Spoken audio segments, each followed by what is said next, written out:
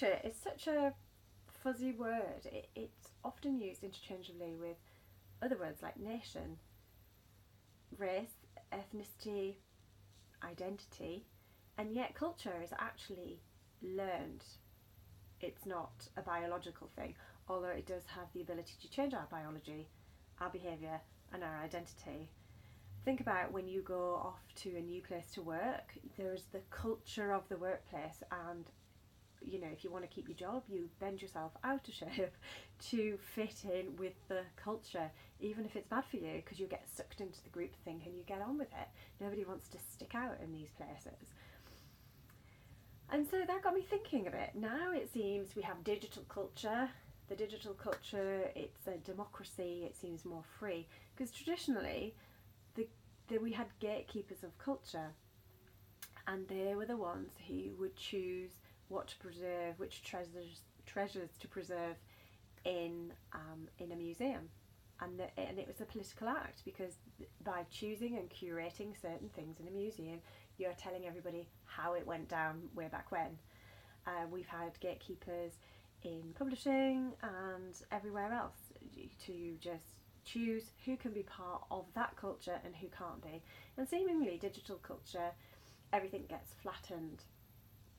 And yet the inequalities are absolutely greater than in offline, in the real world, because it seems that anybody can be a star online. And so we tolerate the economic, because that's what it boils down to. If you're in with a certain culture, you have access to the resources that the people outside of a culture don't have. And so digital culture, because it seems that anybody can pick up a phone, anybody can create a presence online, it seems that it is a more even playing field.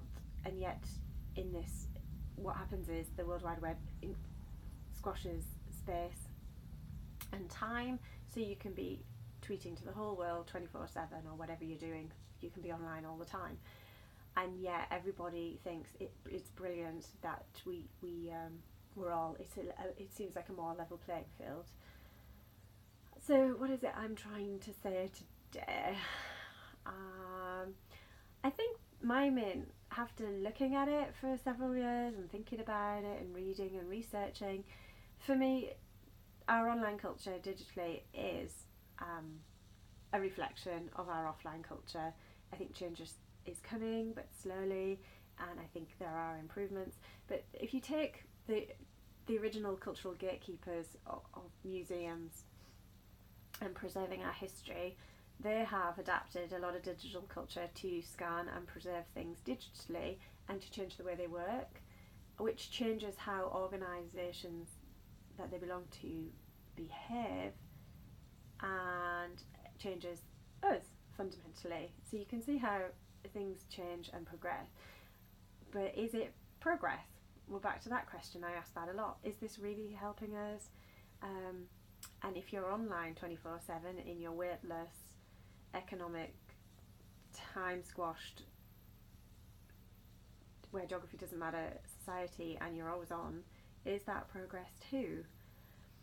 I think the best thing I've read so far about everybody being online in a digital world is the town of, what's it called? Fujisawa, where everybody in the town is on a grid. 3,000 people live there. It's a purpose-built town by Panasonic. And what happens is everybody's got fuel generating cells in their houses and solar panels, and all of the electricity generated by each house goes onto the grid and gets redistributed equally.